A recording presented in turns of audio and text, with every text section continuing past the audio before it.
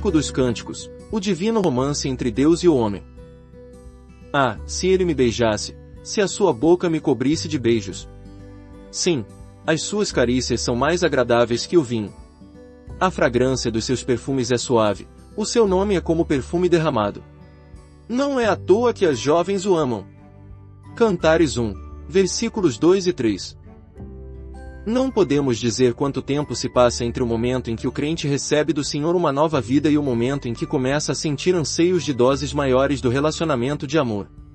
Mas sabemos que esses anseios surgem nos redimidos depois que o Espírito Santo os desperta para a vida. A seguir, inicia-se uma agitação interior que se expressa em pensamentos de buscar Cristo para sentir seu amor de modo mais perceptivo e satisfatório. Isso marca o ponto de partida do verdadeiro progresso espiritual. É um anseio espiritual interno pelo próprio Senhor. A conscientização suprema de seu amor e essa busca do coração com seus desejos ardentes são eternamente inseparáveis. Se o crente não possuir essa realidade de buscar o Espírito criado dentro dele pelo Espírito Santo, essa insatisfação com o comum e essa busca ardente pelo amor pleno e final, será completamente impossível ter um relacionamento íntimo com o Senhor. Tais extravasamentos de desejo ardente formam a base de toda a experiência mais completa e futura. Se não houver essa fome e essa sede no coração, tudo o que está registrado aqui não passará de uma canção poética e deixará de ser para você o Cântico dos Cânticos de Salomão. Você não entenderá o que Salomão quer dizer com seu cântico. Como é possível, podemos perguntar, alguém ser capaz de ter um anseio espiritual tão intenso pelo Senhor Jesus Cristo? A resposta encontra-se na visão espiritual. O Espírito Santo é evidentemente capaz de proporcionar visão a algumas pessoas, visão essa que ele não pode dar ao crente comum. Para alguns, a revelação é concedida pela gloriosa pessoa do Senhor Jesus por meio da qual eles percebem que o seu amor é celebrado mais do que o vinho. Por causa dessa revelação da glória de Cristo, essas almas anseiam por beijos. Ah, se sua boca me cobrisse de beijos! Verdadeira de fato é a linguagem do coração dessa donzela. Teu amor, Senhor Jesus, é melhor que todo o vinho da terra, o produto mais doce e mais primoroso que o mundo pode obter. O Espírito Santo mostrou-me que tudo o que faz um homem feliz, ou que inebria, ou que causa grande alegria aos sentimentos carnais, não se compara ao teu amor. As coisas sob o sol que os homens mais valorizam não oferecem nenhuma comparação com teu amor. Eu vi e sei. O que está debaixo do sol, então, capaz de igualar-se ao teu amor? Comunhão íntima. Leve-me o rei para os seus aposentos.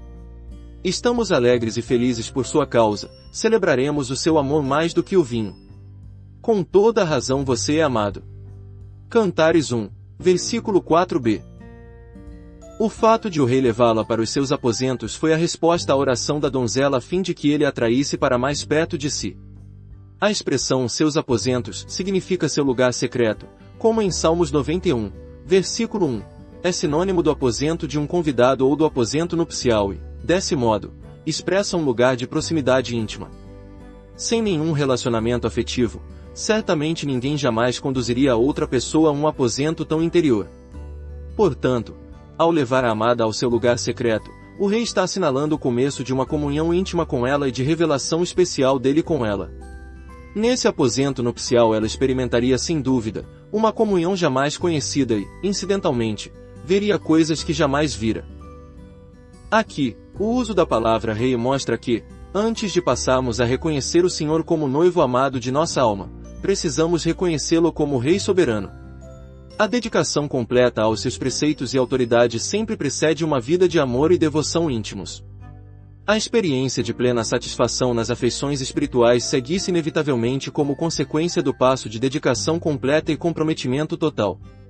O que vemos aqui é que o rei leva a donzela ao seu lugar mais secreto com base no fato de que ela reconhece plenamente sua soberania e autoridade. Por conseguinte, o rei prossegue dando a ela a experiência privilegiada dos aposentos interiores. Com expectativa, portanto, os crentes representados pela donzela podem erguer a cabeça maravilhados, enquanto o futuro se desenrola diante deles.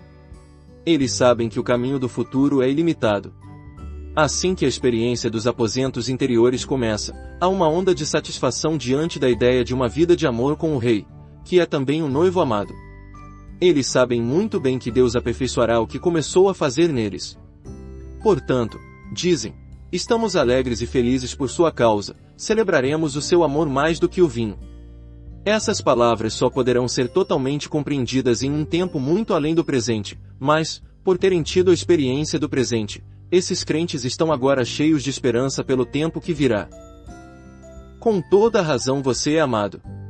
Uma tradução melhor do original seria, em retidão eles te amam, isto é, eles te amam sem motivos mistos. A ideia é que o amor dos crentes por ele deriva de um coração puro e de uma boa consciência, como diz 1 Timóteo 1,5. O objeto desta instrução é o amor que procede de um coração puro, de uma boa consciência e de uma fé sincera.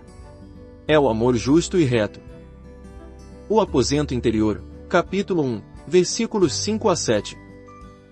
Estou escura, mas sou bela, ó mulheres de Jerusalém, escura como as tendas de Quedar, bela como as cortinas de Salomão. Versículo 5. Ora, a que classe de pessoas a expressão, mulheres de Jerusalém se refere? Esse é um livro em forma de cântico poético de experiência espiritual e celestial, portanto a Jerusalém aqui mencionada certamente não se refere de modo algum à cidade terrena, mas à Jerusalém celestial.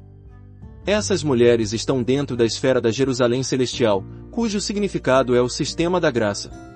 Elas precisam, portanto, representar os que são salvos e os que amam o Senhor Jesus Cristo. O fato de serem tratadas como filhas, indica definitivamente que elas são nascidas de Deus. Parece, contudo, faltar-lhes o desejo daquela busca ardente por Cristo que se encontra na donzela sulamita. Elas representam um companheirismo indiferente, obscuro e fortuito. O Sr. Hudson Taylor observou certa vez, na aparência, são salvos mas apenas salvos, só isso. São o povo do Senhor, porém não possuem a intensidade e o calor das verdadeiras e completas afeições de uma noiva. Estou escura, mas sou bela. A primeira reação da donzela ao ser levada para dentro do aposento interior foi a conscientização de sua cor de nascença. Sem aquela busca e procura ardentes por Jesus Cristo, não teria havido nenhuma possibilidade de ela ver algum aspecto de sua verdadeira natureza. Agora ela se vê como realmente é. Essa conscientização da cor da pele é, talvez, seu primeiro entendimento de que tal condição lhe pertence por natureza. Ela pode ter cometido pecados no passado, mas essa é uma revelação da natureza pecaminosa. A cor escura da pele não significa que a donzela sofreu alguma mudança para adquiri-la, mas, sim, uma constatação de sua cor original. É o que todos nós somos em Adão. Ao mesmo tempo, ela percebe a mudança embelezadora produzida nela por meio da justiça de Cristo. Consequentemente, ao dirigir-se às mulheres de Jerusalém, que representam as que não possuem a mesma inteligência espiritual e afeições íntimas como as dela, a donzela descreve sua própria condição com estas palavras: estou escura, mas sou bela ou escura por natureza, mas bela em Cristo. Essa beleza significa a aceitação do amado e o efeito transformador da graça em sua vida. Como as tendas de Quedar ou como as cortinas de Salomão. Quedar significa um aposento ou quarto escuro, portanto, as tendas de Quedar indicam para ela uma aparência exterior escura e feia, sua aparência natural. As cortinas de Salomão eram provavelmente feitas de linho fino e apontam para a justiça de Cristo. Apocalipse 19:8 fala da justiça de Cristo realizada nos atos justos dos santos, linho fino, brilhante e puro. O linho fino são os atos justos dos santos. É a justiça produzida nos santos por meio da obra do Espírito Santo dentro deles. As cortinas certamente referem-se às cortinas do Templo Santo e simbolizam a beleza interior criada pela presença do próprio Senhor. Não fiquei me olhando assim porque estou escura, foi o sol que me queimou a pele. Zangaram-se comigo e fizeram-me tomar conta das vinhas, os filhos de minha mãe da minha própria vinha, porém, não pude cuidar. Versículo 6. Queimou, está no pretérito perfeito, o que representa o ato como fato consumado. Foi o sol que me queimou a pele. Por causa da luz do Senhor no aposento interior, ela já viu que sua pele é mais escura por natureza, portanto, não quer que outros crentes vejam isso. Não fiquem me olhando assim. Trata-se de uma atitude muito comum à vida cristã no início. Não queremos que nossa vida natural seja totalmente exposta. Antes da ação do Espírito Santo em sua vida, os crentes imaturos tendem a esconder-se dos outros. Eles não querem ser conhecidos como realmente são. Quando, no entanto, são dados passos mais firmes com o Espírito Santo, eles não desejam encobrir nada do que são. É nessa fase que a donzela se dispõe a ser conhecida diante dos homens da mesma forma que ela é tão claramente manifesta diante do Senhor. Ela confessa então: foi o sol que me queimou a pele. Em outras palavras, estou escura porque o modo com que Deus disciplina secou a minha carne. Em razão disso, a vida na carne deixou de ser importante para mim. Os filhos de minha mãe zangaram-se comigo. Observe, por favor, que ela não diz os filhos de meu pai, mas os filhos de minha mãe. Mãe aqui significa o princípio da promessa que se encontra na graça de Deus, como consta em Gálatas 4:26-28. Mas a Jerusalém do alto é livre, e é a nossa mãe. Vocês, irmãos, são filhos da promessa, como Isaque. A expressão filhos de minha mãe refere-se, portanto, a todos aqueles que se tornam filhos de Deus por meio do princípio e da promessa da graça, todos os que são salvos pela graça. A palavra filhos, contudo, representa os que simplesmente se apegam a certa visão objetiva das coisas e que, sem uma experiência subjetiva correspondente, permanecem imaturos nas afeições espirituais. São como alguém que assume uma firme posição sobre questões doutrinárias e luta mais pela verdade objetiva que pelas afeições interiores. Para defender essas visões objetivas, tal pessoa pode tornar-se violenta e agressiva, supondo ter autoridade sobre o povo de Deus. No entanto, em razão da devoção progressiva da donzela sulamita e do treinamento que ela recebeu no aposento interior, uma diferença marcante evidenciou-se em sua vida e serviço. Essa experiência, que não é entendida pelos que veem as coisas apenas no sentido objetivo, atrai sobre ela não somente escárnio e rancor, mas também a ira violenta dos descritos como filhos de minha mãe. Os desejos espirituais dela pelo Senhor atraem sentimentos rancorosos até dos que são seus consanguíneos mediante a graça. Fizeram-me tomar conta das vinhas, da minha própria vinha, porém, não pude cuidar. A primeira referência está no plural, vinhas, tendo a ver com trabalhos organizados e planejados pela mão do homem. A segunda está no singular, vinha, o que indica o trabalho que o Senhor planejou e designou. Fizeram-me tomar conta das vinhas significa, portanto, seu antigo modo de vida e serviço, que realmente provou ser uma agitação proveniente do próprio Senhor. Contudo, por ter sido iluminada por Deus e tratada e disciplinada de modo adequado por seu Espírito, ela vê a futilidade desses serviços anteriores. Ela havia feito aquilo que lhe fora confiado pelo homem, mas tinha sido negligente com o trabalho que o Senhor lhe preparara. Conte-me, você, a quem amo, onde faz pastar o seu rebanho e onde faz as suas ovelhas descansarem ao meio-dia. Se eu não o souber, serei como uma mulher coberta com véu junto aos rebanhos dos seus amigos. Versículo 7. No aposento interior, a donzela havia visto a futilidade do simples serviço externo. Ela reconhece que a necessidade maior do cristão não é a de um sistema de trabalhos, mas daquele lugar único onde o Senhor alimenta seu rebanho e o faz descansar. Pelo fato de necessitar de alimento, agora ela dirige a atenção a um lugar onde possa ser alimentada, e, pelo fato de necessitar de descanso, procura um lugar onde possa deitar-se. Desse ponto em diante, ela busca alimento e descanso. O descanso significa descanso perfeito do coração. Meio-dia marca o elemento de perfeição em relação ao resto. A vereda do justo é como a luz da alvorada, que brilha cada vez mais até a plena claridade do dia. Provérbios 4:18. Chegar ao meio-dia é chegar ao ponto alto da perfeição do dia. Ao meio-dia, o sol é visto do maior tamanho que a vista pode alcançar. Observe que a paixão de nosso Senhor começou ao meio-dia. Se eu não souber, serei como uma mulher coberta com véu junto aos rebanhos dos seus amigos. Esses companheiros são companheiros do Senhor, mas os rebanhos não são rebanhos do Senhor. Ao contrário, são rebanhos dos companheiros do Senhor, companheiros do povo que seguem os homens de Deus em vez de reunirem para o Senhor. Coberta com véu significa um estado de confusão ou vergonha, uma condição resultante de ter seguido os rebanhos.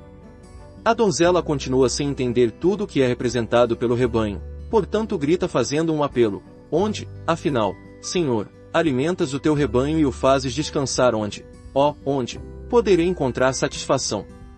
Neste momento estou à procura de alimento e descanso para minha alma, mas não os encontro nem no leste nem no oeste. Por ter ficado ao lado dos rebanhos de teus companheiros, tornei-me uma pobre alma errante, ridicularizada e criticada. Ó Senhor, tu não me dirias essas coisas. O rei fala. No aposento interior, a Sulamita vê 3 coisas. Primeira, ela é escura em Adão e bela em Cristo. Segunda, pelo modo com que o Senhor a trata, ela percebe a futilidade de seu antigo trabalho carnal e externo. E terceira, ela reconhece sua necessidade de alimento espiritual e descanso. Nesse instante, portanto, o rei responde à busca diligente da donzela, elogia-a e faz-lhe uma promessa. Segue-se então a resposta do rei. Se você, a mais linda das mulheres, se você não o sabe, siga a trilha das ovelhas e faça as suas cabritas pastarem junto às tendas dos pastores. Versículo 8. O rei dirige-se a ela como a mais linda das mulheres. Ela é a que mais o atrai por causa de sua capacidade de valorizá-lo. Se você não o sabe, é falado em um tom que chega quase a conter uma reprovação, dando a entender que ela deveria ter tido conhecimento, porém desviou-se do caminho por ter se dedicado ao trabalho dos outros. No entanto, se você não o sabe, siga a trilha das ovelhas. Essa trilha das ovelhas pode indicar, por um lado, as pegadas dos crentes de hoje que permanecem na verdade e na posição de um só rebanho. Em outras palavras, eles permanecem no fundamento verdadeiro da igreja e reúnem-se apenas para o Senhor, porque, embora muitos crentes de hoje sejam ovelhas do Senhor, talvez não entendam o significado de um rebanho, um pastor, uma vez que não possuem nenhum conhecimento a respeito da verdadeira igreja de Cristo. Ao dirigir-se à amada, o rei diz-lhe que é naquele local que ela encontrará o que está procurando em termos de alimento e descanso. Por outro lado, o texto pode estar apontando na direção de todos aqueles santos ao longo dos séculos que já partiram e encontraram plena satisfação somente em Cristo e sugerindo que ela pode encontrar essa satisfação da mesma maneira que eles a encontraram. As trilhas falam de experiência vital.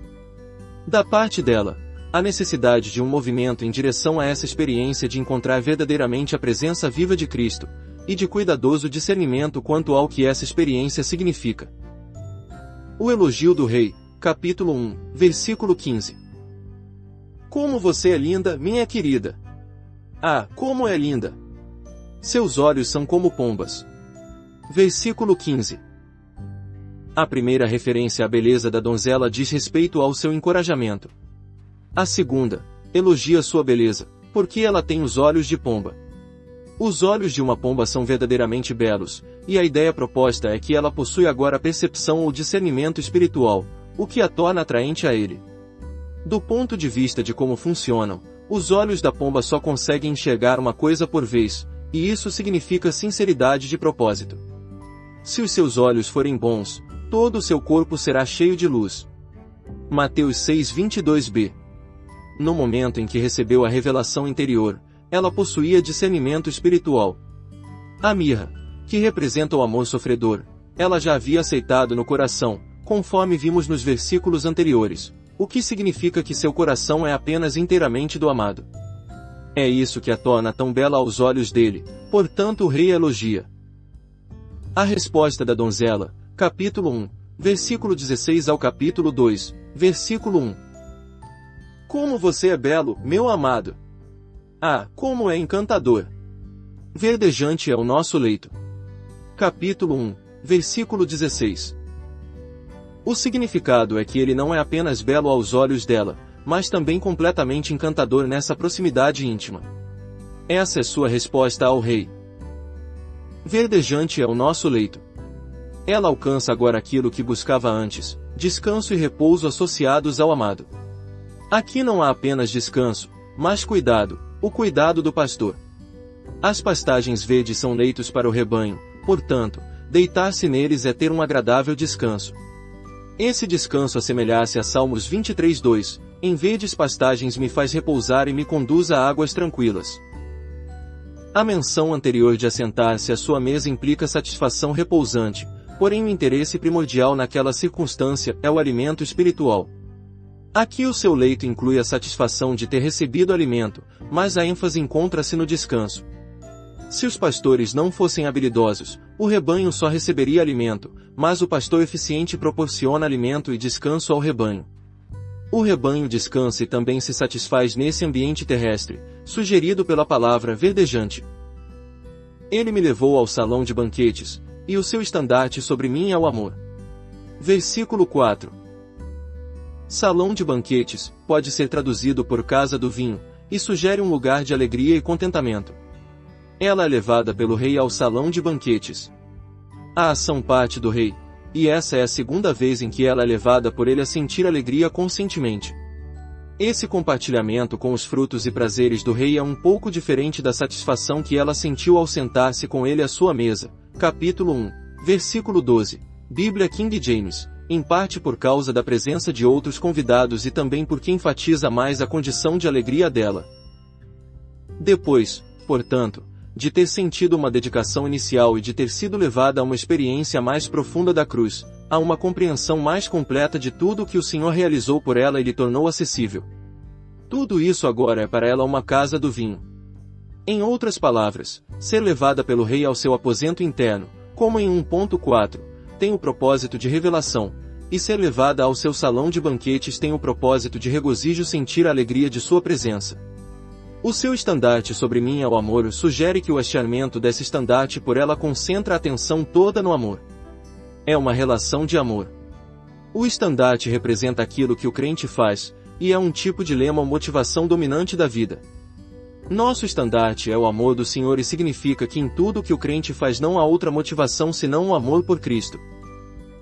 Por favor, sustentem-me com passas, revigorem-me com maçãs, pois estou doente de amor. Versículo 5.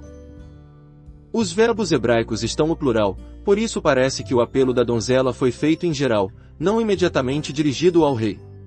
Ela exclamou, como fez as mulheres de Jerusalém, refresquem-me com iguarias doces e perfumadas, porque estou em estado de grande agitação por causa da intensidade do meu amor.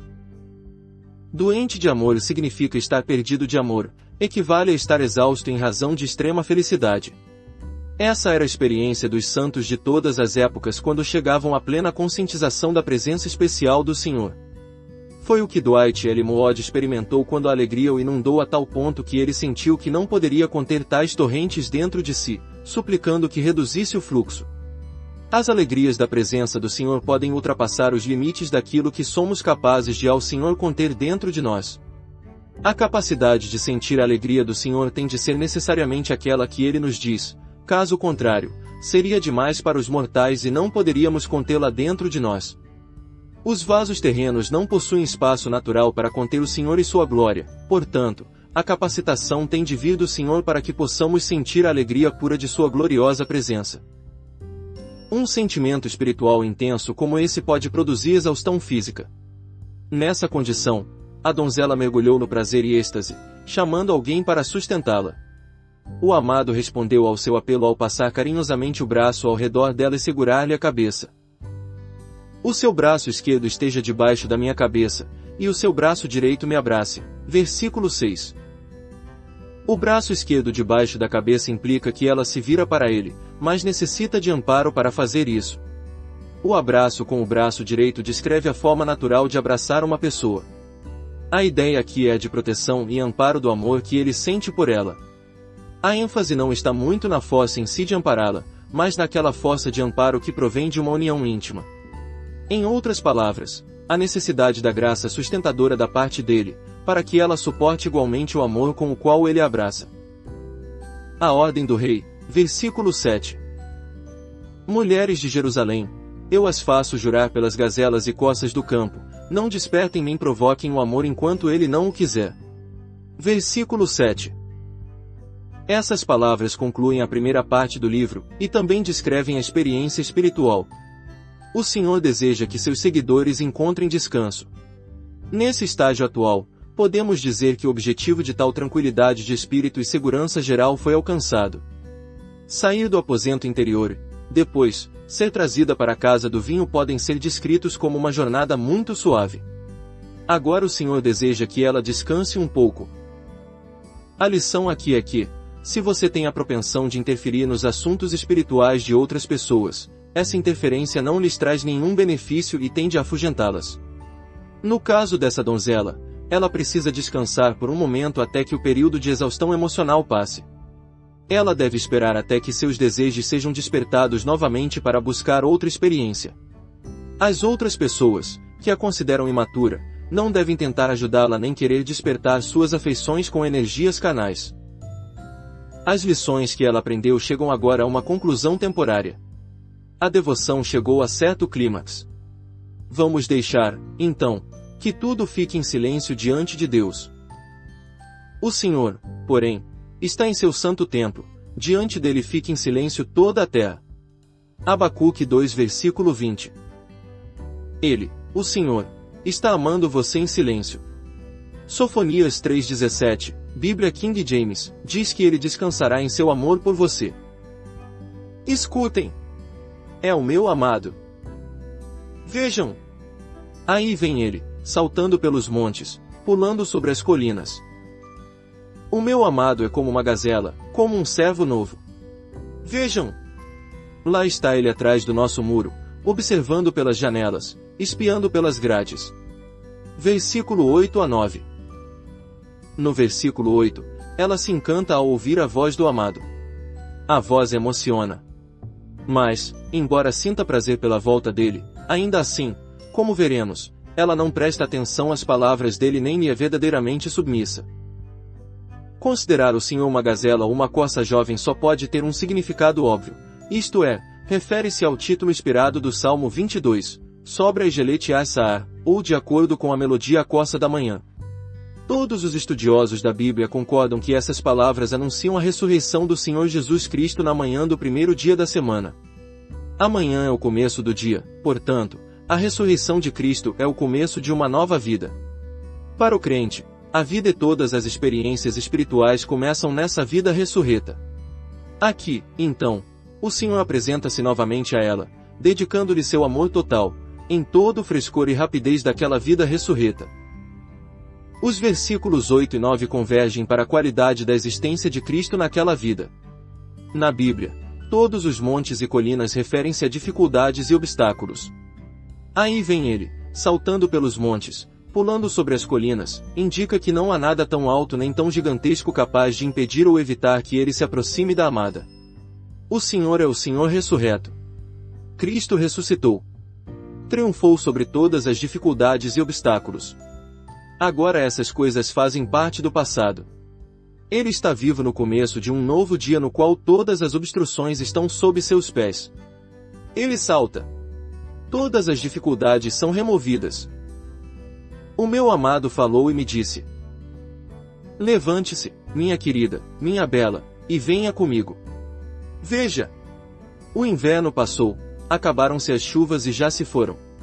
Aparecem flores na terra, e chegou o tempo de cantar, já se ouve em nossa terra o arrulhar dos pombos. A figueira produz os primeiros frutos, as vinhas florescem e espalham sua fragrância.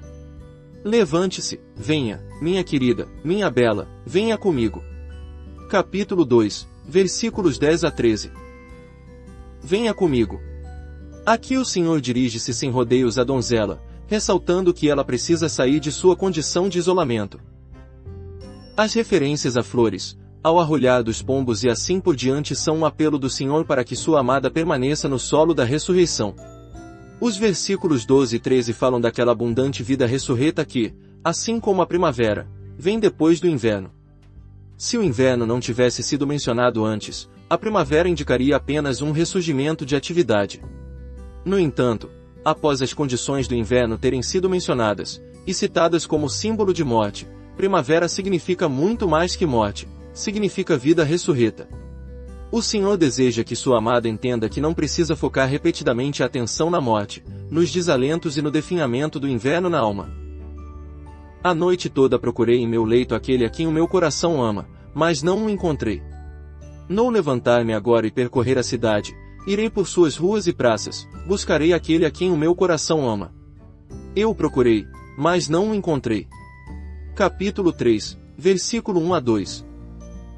O ato de levantar-se, do filho pródigo em Lucas 15:18, Bíblia King James, foi em relação ao pai. Aqui é o levantar de um crente maduro em relação ao filho.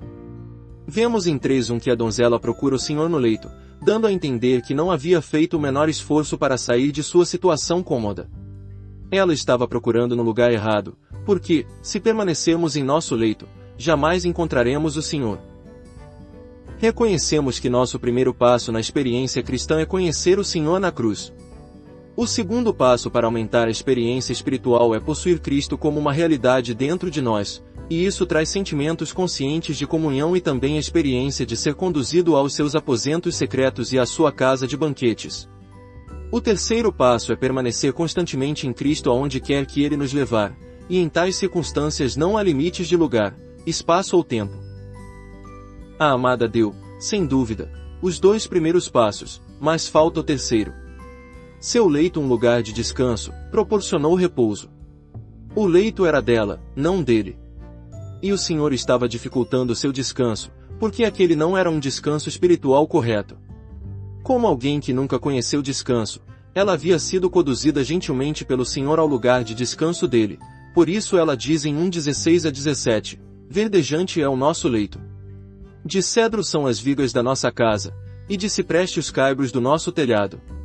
Mas agora, como alguém que já conhece o descanso, o Senhor queria conduzi-la à experiência de saltar pelos montes, pular sobre as colinas, com ele.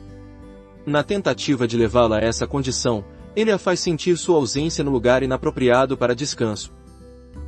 Agora ela percebe que sua fé foi insuficiente para acompanhá-lo, e em razão disso seus sentimentos de prazer desapareceram, portanto ela decidiu levantar-se. Vou levantar-me agora e percorrer a cidade. Tal decisão sugere uma disposição de sair de sua atual condição de falso descanso. O Senhor estava ensinando que essa condição não é o lugar de descanso verdadeiro nem o tempo para descanso em relação ao mundo.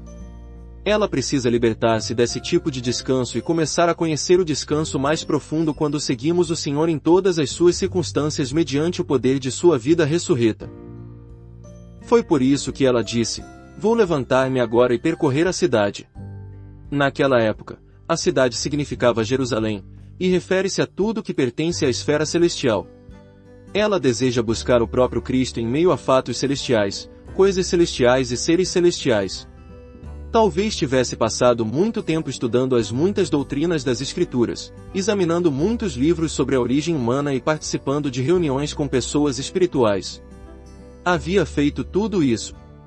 Mas não parou por aí. Levantou-se e percorreu as ruas e as praças da cidade, sempre buscando o Senhor. Essa é a primeira evidência das afeições restauradoras. Os lugares mencionados faziam parte da cidade onde o povo se confraternizava e se comunicava. Representavam os meios da graça, uma vez que o próprio Senhor está nesses caminhos. Em outras palavras, o povo do Senhor usava normalmente lugares e meios para confraternizar-se e receber graça e bênção. Assim, ela também recorreu aos mesmos meios, que talvez tivessem incluído confissão de pecados, arrependimento, oração, jejum, reuniões com santos para confraternizar-se com eles, fé ou lealdade. No entanto, o uso desses meios não foi suficiente para lhe revelar o Senhor.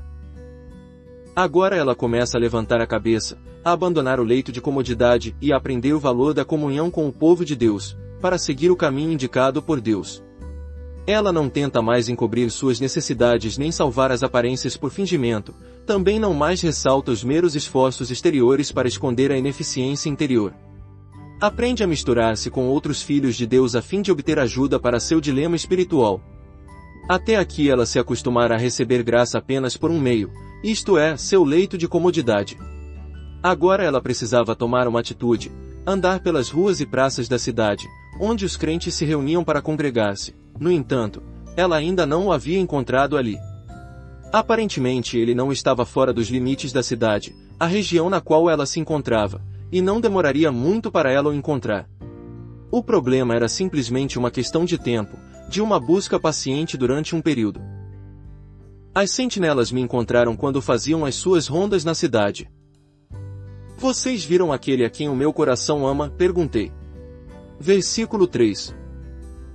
As sentinelas eram um grupo de homens que protegiam a cidade na escuridão. Eram homens escolhidos e encarregados por Deus de cuidar do seu povo, como está escrito em Hebreus 13:17, obedeçam aos seus líderes e submetam-se à autoridade deles. Eles cuidam de vocês como quem deve prestar contas. Obedeçam-lhes, para que o trabalho deles seja uma alegria e não um peso, pois isso não seria proveitoso para vocês. As sentinelas que faziam rondas na cidade haviam aprendido muito sobre assuntos espirituais. Pode ser que algumas tenham prestado uma pequena ajuda à donzela em tempos passados. Ela não foi procurá-las, mas, em razão do cargo que ocupavam e da confiança depositada nelas pelo Senhor, elas a conheceram e a encontraram. E, ao refletir no assunto, a donzela pensa que talvez pudessem ajudá-la agora na busca por aquele a quem sua alma amava. As sentinelas, no entanto, não podiam fazer muito mais que indicar o caminho para chegar até ele ou fornecer as instruções corretas. Para encontrar o Senhor, é necessário que você mesmo o procure. Nenhuma sentinela pode fazer isso em seu lugar. Veja, quando você procura sentinelas, talvez não esteja procurando o Senhor. Cada alma que busca o Senhor precisa estar em sintonia com Ele, da mesma forma, precisa que Ele esteja em sintonia direta com ela. Às vezes, as sentinelas ajudam, mas em outras ocasiões, não.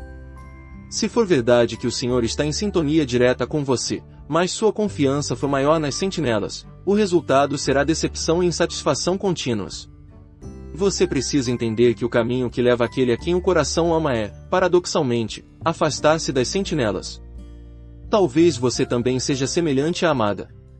Observe, então, um detalhe: só depois de passar pelas sentinelas e andar um pouco mais é que ela encontra aquele a quem o seu coração ama.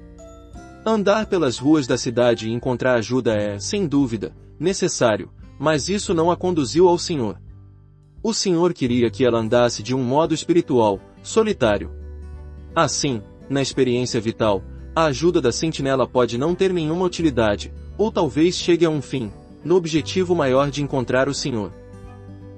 Mal havia passado por elas, quando encontrei aquele a quem o meu coração ama. Eu o segurei e não o deixei ir, até que o trouxe para a casa de minha mãe, para o quarto daquela que me concebeu. Versículo 4. Podemos perguntar: que importância existe nesse encontro da donzela com o amado? Não há nenhuma indicação de que ela tenha procedido corretamente ao andar pela cidade nem que lhe fosse adequado percorrer as ruas. Também não há nenhuma indicação de que a confissão de seu fracasso diante das sentinelas tenha sido completa e aprovável. O mais certo é que havia muitas lições para ela aprender. Além de ocupar um lugar vital no coração do Senhor, ela era alguém a quem a mão dele segurava. No entanto, isso não significa que ela havia alcançado a marca da perfeição por ter ido novamente ao encontro do Senhor. Mas indica que o Senhor sabia até que ponto ela suportaria a provação naquela fase específica. Embora de forma incompleta, o Senhor se agradou de ser encontrado por ela em razão de sua busca infatigável por ele. Em razão disso, a atual experiência de provação e sofrimento da donzela chegou ao fim. Depois de pouco tempo, ela seria conduzida a percorrer um trecho maior do caminho que leva à maturidade espiritual, que continuava diante dela. Para alguém que ainda não alcançou a união completa como indicado em sua busca por ele, é difícil fugir das impurezas e imperfeições, mas dessa vez o Senhor não a está disciplinando por causa disso. Naqueles passos iniciais da experiência espiritual, o Senhor mostrava-se disposto a permitir que aqueles que buscam encontrem, embora a busca da donzela carecesse de certa qualidade espiritual. Aqui, como está escrito em Ezequiel, capítulo 47, o Senhor a fez atravessar a água medida. Parece que o Senhor havia medido essa porção de água e permitido que sua amada a atravessasse. Essa parte do caminho estava de acordo com a medida limitada do Senhor à atual condição da donzela. Eu o segurei e não o deixei ir. Agora ela tem certeza de que encontrou aquele a quem havia perdido e está decidida a segurá-lo com firmeza para não o perder, como ocorrerá antes. Dessa vez ela precisa estar alerta e vigilante para mantê-lo perto dela. Apesar de ter percebido que deveria sair e estar com o Senhor onde ele estivesse e nas circunstâncias em que estivesse, ela ainda o deseja em seus sentimentos, ao passo que o admira no coração. A lição de ir ao encontro dele ainda não foi aprendida. Ela levantou-se, mas não foi ter com ele. Ainda não havia aprendido dar ao Senhor a liberdade de ir e vir como lhe agrada. Ela não sabe que é impossível ter vida de fé verdadeira, e, ao mesmo tempo, sentimentos vivos permanentes da presença do Senhor. A donzela deseja segurá-lo e mantê-lo junto a ela. Ainda não entende que, para tê-lo presente em nossos sentimentos, precisamos dar-lhe a liberdade de ir e vir como lhe agrada. Quando lhe agrada, temos sentimentos confortáveis de sua presença, mas, quando não lhe agrada fazer isso, precisamos dar-lhe liberdade em vez de segurá-lo ou segurar tudo o que ele é por pura obstinação. Ela ainda não entende isso, mas, em seus sentimentos, a presença dele é supremamente boa. Não há um entendimento verdadeiro a respeito do caminho e da vida de fé, portanto ela se apega a ele e não o deixa ir embora. No entanto, quando nos apegamos ao Senhor por meios carnais, é uma indicação de que esse eu carnal precisa ser tratado. A busca espiritual dá ao Senhor a liberdade que lhe agrada. A busca almática visa interesses egoístas, embora o que se procura seja a presença do Senhor. O Senhor, contudo, trata cada um de acordo com a capacidade individual. Embora a amada tenha muitas lições a aprender e haja muitos assuntos que ela não entenda, ele leva em consideração o fato de que havia um renascimento em suas afeições e, dessa forma, está disposto a ser encontrado por ela, ser segurado por ela e até ser conduzido por ela. No que diz respeito à aceitação e ao cumprimento de seus ideais, ela havia passado por sofrimentos e experiências suficientes para provar que tudo era real, e esses sofrimentos e experiências não foram em vão.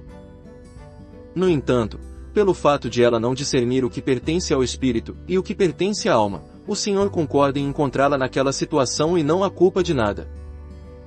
Até que o trouxe para a casa de minha mãe, para o quarto daquela que me concebeu. Apesar de grande parte da vida ensimesmada da donzela estar misturada com seus desejos espirituais, o Senhor graciosamente permitiu um pouco de alegria por causa da nova intensidade e vigor em suas afeições por ele. Agora ele é conduzido por ela à casa de sua mãe e ao quarto onde ela foi concebida. Se casa da mãe é o sistema de graça, então o quarto onde ela foi concebida indica, sem dúvida, o amor de Deus. Deus usou o princípio da graça e o coração de amor para impulsioná-la. Agora ela deseja segurar e possuir sua presença no sentido verdadeiro de sua graça e amor. Em forma de cântico, isto é, com o coração cheio de louvor, ela conduz o seu Senhor a um lugar secreto. Ela é uma donzela virgem, portanto, não existe melhor lugar que a casa de sua mãe. Essa é a conscientização de que ela pode possuí-lo somente pela graça. Esse assunto encerra a outra parte, que a leva a alegrar-se na presença do Senhor e a segurá-lo com muita energia, embora ainda se encontre em estado de imperfeição. Vemos que o Senhor continua em estado passivo em relação a ela. É necessário que ela passe um período de tempo nesse estágio de desenvolvimento em suas afeições espirituais. A parte anterior encerrou mencionando que a donzela havia conduzido o amado à casa de sua mãe e ao quarto onde foi concebida. Evidentemente, o Senhor permaneceu ali por um tempo, indicando que aquele devia ser um lugar propício para ele descansar. O fato de a donzela não ter permitido que ele partisse continha um elemento que não era o melhor, mas, mesmo assim, aquele lugar podia ser considerado tolerável para ele. A implicação sugerida aqui é que tudo o que a donzela fazia agora provinha de um senso de amor e graça. Ela, por sua vez, começou a perceber a vaidade do eu e viu que tudo o que desfrutava era proveniente do amor de Deus e que tudo fazia parte da graça por ele concedida. Quem é capaz de dizer quantas lições aprendemos no amor e na graça de Deus? Quão ilimitadas e imensuráveis são as lições que nos foram ensinadas pelo Senhor Jesus Cristo no amor e na graça de Deus. Consequentemente, a amada, na condição atual de um espírito em repouso e na alegria da presença do Senhor na casa de sua mãe e no quarto onde foi concebida, começa a reconhecer e a apreciar as lições que precisava aprender. Parte 2. Porque Deus, por sua graça e amor, a capacitara a conhecer o que ele buscava nela. Todos nós sabemos que, quando alguém busca o Senhor, experiências como as descritas na parte 2 podem variar de uma ocasião solitária até vários momentos semelhantes. O Espírito de Deus não mantém um registro de tais experiências. Embora não se possa evitar os repetidos fracassos e as repetidas disciplinas, todos os caminhos que o Senhor percorre conosco originam-se de seu amor e de sua graça. Não importa se erramos ou recebemos a disciplina dele, há sempre propósito dentro do amor de Deus e socorro dentro de sua graça. Precisamos, portanto, deixar de nos concentrar em nossas experiências. A donzela recebeu o suficiente, porque, depois de todos os fracassos e disciplinas, ela agora permanecia dentro do amor e da graça de Deus, sempre vibrantes com a vida e sempre envolvidos em atividade positiva. Nessa parte, 3, percebemos imediatamente um progresso sem precedentes. Tanto a vida como o modo de viver da donzela levaram-se a um nível novo e mais alto. A esse respeito, há 3 itens a serem considerados. O primeiro é sua completa união, revelada em 3:6-11. As palavras dessa passagem não são proferidas pelo amado nem pela amada. São palavras do Espírito Santo proferidas pela boca de alguns habitantes de Jerusalém quando veem uma procissão se aproximando. Um deles faz uma pergunta, versículo 6, e os outros 3 respondem, versículos 7-11, cada um revelando-nos uma parte da cena diante deles. Primeiro, temos a pergunta: o que vem subindo do deserto, como uma coluna de fumaça, perfumado com mirra e incenso com extrato de todas as especiarias dos mercadores? Versículo 6.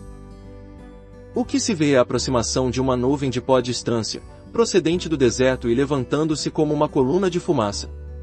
Veremos a seguir que se trata de uma procissão de homens poderosos carregando, entre outras coisas, uma liteira ou palanquim, que transporta o rei Salomão e sua donzela amada. Ele atrás do deserto, que faz fronteira com o Egito.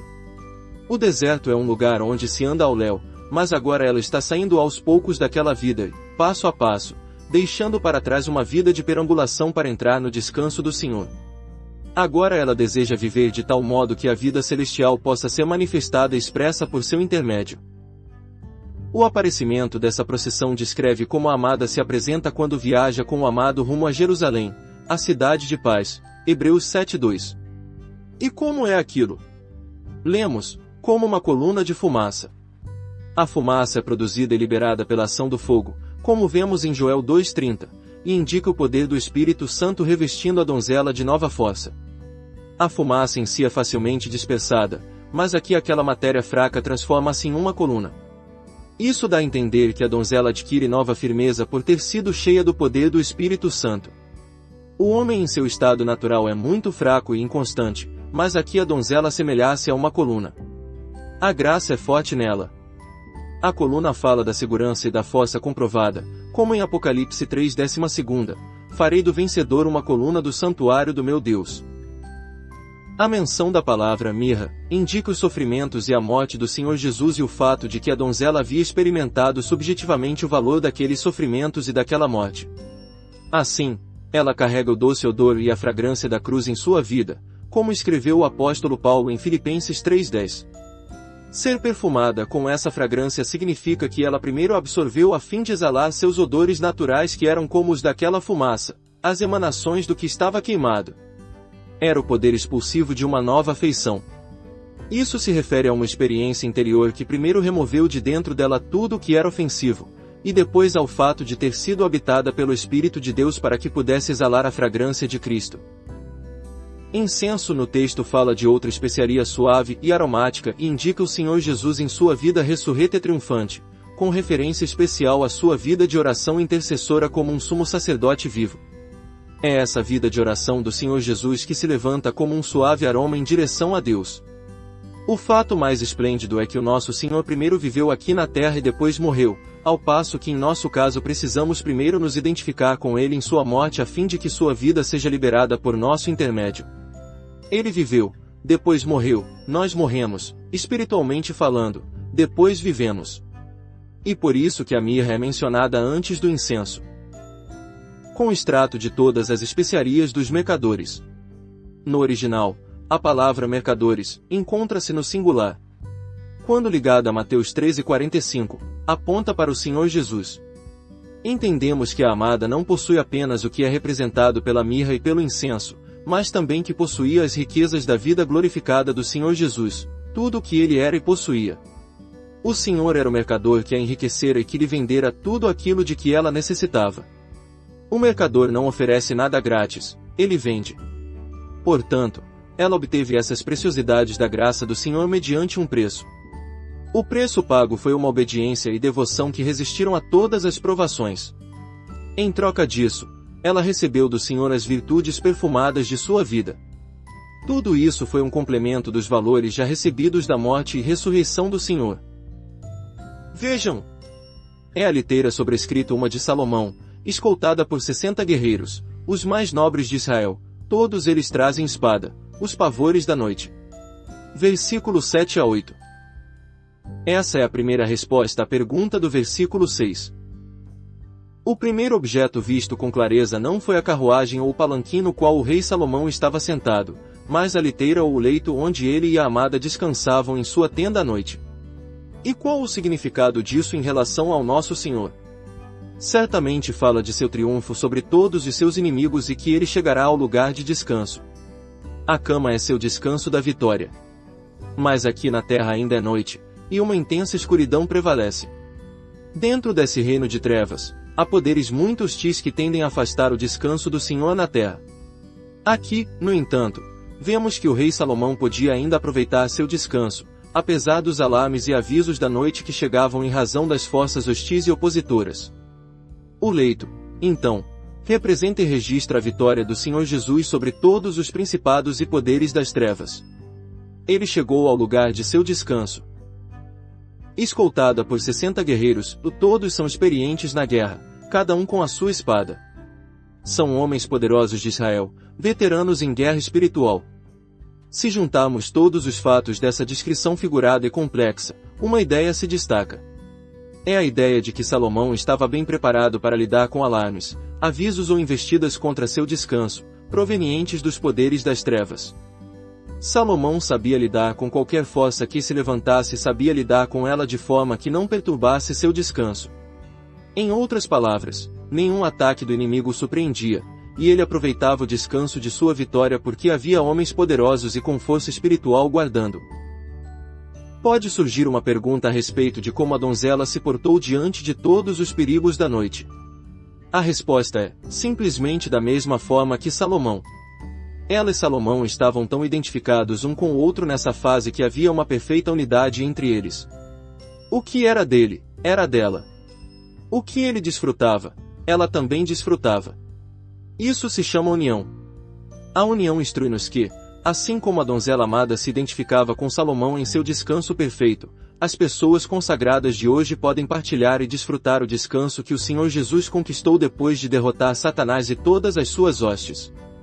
Hoje também há numerosos anjos e pessoas fiéis na terra totalmente preparados e prontos para, em qualquer emergência, defender o descanso e a vitória do Senhor por meio de afeições fervorosas e força espiritual. Depois que a donzela deu mais um passo para compreender a cruz e a ressurreição de modo mais profundo, o rei pode agora dirigir-se a ela assim. Você é toda linda, minha querida, em você não há defeito algum. Versículo 7. Antes, o rei havia dito apenas, como você é linda. Versículo 1, mas agora ele diz, você é toda linda. Em outras palavras, agora ele está dizendo que ela é toda linda porque todos os seus defeitos foram removidos posteriormente pela cruz. Nos processos de disciplina, esses defeitos foram removidos de modo inadequado para uma noiva. Agora, nada permaneceu nela, a não ser a vida santa e celestial de seu Senhor, uma vez que ela havia adquirido sua parte total da bênção e se encontrava em um novo território na vida ressurreta do Senhor. Vemos agora a donzela como uma pessoa totalmente formosa. Em você não há defeito algum. E o Senhor se agrada ao ver aqueles que chegaram tão longe e reagem dessa forma. Venha do Líbano comigo, minha noiva, venha do Líbano comigo. Desça do alto do Amana, do topo do Sentir, do alto do Hermon, das covas dos leões e das tocas dos leopardos nas montanhas. Versículo 8. Na parte 2 do cântico, o rei exigiu duas coisas de sua escolhida e amada. Primeira, que ela se levantasse e saísse de sua circunstância. Segunda, que o acompanhasse na circunstância dele. Nesse período de relacionamento com o rei, vimos que ela se levantou, mas não aprendeu a acompanhá-la nas circunstâncias dele, ou seja, saltando pelos montes, pulando sobre as colinas. A exigência do Senhor foi, portanto, postergada. No entanto, o Senhor nunca diminui seu padrão nem submete seus propósitos aos seus escolhidos. Ele aguarda seu tempo propício, e espera até que o desenvolvimento da maturidade nos prepare para a reação mais completa que ele exige. Mas ele nunca muda seu chamado para cumprir seu propósito. Em geral, depois que ele se relaciona conosco, passamos a entender a plenitude do tempo, e nesse estágio mais avançado ele nos chama de novo para cumprir seu propósito como fez antes. Venham comigo. Agora há uma urgência, um chamado insistente, porque ele diz duas vezes, venha comigo, venha comigo. Ao colocar a amada em uma posição de elevação espiritual, O Senhor não disse que dali em diante tudo seria esplêndido e belo. Ele mostra à amada que, embora essa vida no pico da montanha fosse a região na qual ela podia movimentar-se, ainda assim era uma região na qual os leões e os leopardos, representantes de poderes malignos, estavam por perto. Se alguém não conhece a experiência das regiões celestiais nos capítulos 1 e 2 de Efésios, nunca poderá entender a guerra espiritual do capítulo 6 de Efésios. O homem espiritualmente elevado sabe que a presença do inimigo é real e próxima. Pelo fato de existir essa circunstância, o Senhor convida-nos a olhar para baixo da posição alta em que nos encontramos. Nosso pico da montanha é a altura da verdade divina. Nosso pico da montanha é uma dura protetora. Nosso pico da montanha é o triunfo do Senhor sobre todos os poderes de destruição. A respeito das coisas celestiais, precisamos nos manter no terreno celestial para discernir claramente as questões de caráter celestial. Sim, mesmo nas questões de natureza puramente terrenas não se pode discernir sua real substância com clareza se as questões não forem observadas do ponto de vista celestial. O terreno celestial é o único lugar que permite uma visão adequada das coisas. Em nossa presunção, é comum tentarmos resolver problemas e dificuldades por meio de percepção terrena ou natural, o que invariavelmente produz frustração e confusão. Até quando lidamos com questões secundárias da vida, precisamos considerá-las do ponto de vista celestial, caso contrário erraremos o alvo e não encontraremos uma solução. No entanto, precisamos estar totalmente alertas ao fato de que, nessa região elevada, estamos muito próximos daqueles poderes malignos representados pelas covas dos leões e pelas tocas dos leopardos nas montanhas. Resumindo, seja o que for que vimos e observamos nas alturas do amor divino, nunca podemos esquecer que há um inimigo sempre presente. Quando, portanto, vemos coisas do ponto de vista celestial, precisamos sempre lembrar que conseguimos isso apesar dos leões e dos leopardos. Aqueles que conhecem a experiência e a visão no pico da montanha sabem que o inimigo anda furtivamente ao derredor de pessoas com percepção espiritual. E aqueles que, das alturas, viram coisas da terra da promessa do Senhor precisam, ao mesmo tempo, ter em vista a derrota total do inimigo. Na questão da guerra espiritual, há antes de tudo uma posição a ser tomada, depois há uma visão a ser concedida.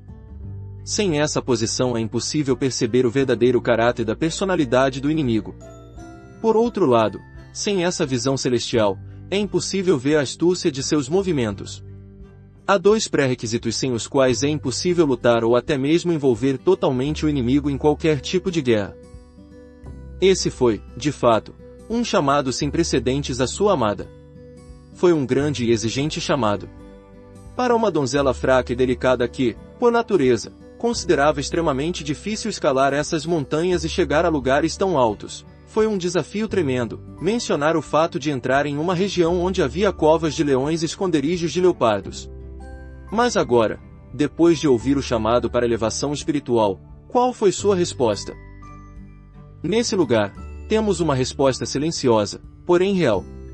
Ela se movimenta ao ouvir seu chamado, mas não fala, e isso provoca estas palavras do rei. Você fez disparar o meu coração, minha irmã, minha noiva, fez disparar o meu coração com um simples olhar, com uma simples joia dos seus colares. Versículo 9. Pela primeira vez, o rei dirige-se à amada como minha irmã, minha noiva. Aqui os desejos dela por ele são identificados com os desejos dele por ela. Aqui o rei olha para ela como alguém em quem ele podia confiar e com quem poderia partilhar tudo a partir de agora. As afeições da donzela foram muito além nesse estágio, e por serem maduras e puras, são capazes de iniciar um relacionamento conjugal. Em essência, a amada havia sofrido e sentido inúmeros tratamentos disciplinares até serem manifestadas em seu corpo todas as características espirituais de uma nova criação. Foi isso que deu tanto prazer e satisfação ao coração do rei. Veja, então, que o rei amava assim em razão do seu principal atrativo. Ela reagiu bem e submeteu-se à obra incondicional do Espírito Santo e emergiu totalmente linda, e fez o coração do rei disparar. Aqui o rei dirige-se pela primeira vez à amada como irmã, porque ambos tinham natureza semelhante. Ora, tanto o que santifica quanto os que são santificados provém de um só. Hebreus 2:11. Sara, mulher de Abraão, era sua meia-irmã. Isaque também casou com uma parente. Jacó casou com a filha do irmão de sua mãe, ao contrário do profano Esaú, que tomou uma paga por esposa. No caso do Senhor Jesus, ele entrega sua vida e seu amor àquele grupo de pessoas que, nascidas do Pai no céu, possuem a mesma vida intrínseca que ele. Extraído do livro Cânticos dos Cânticos, o divino romance entre Deus e o homem. Inscreva-se no canal Desfrutar é bem melhor.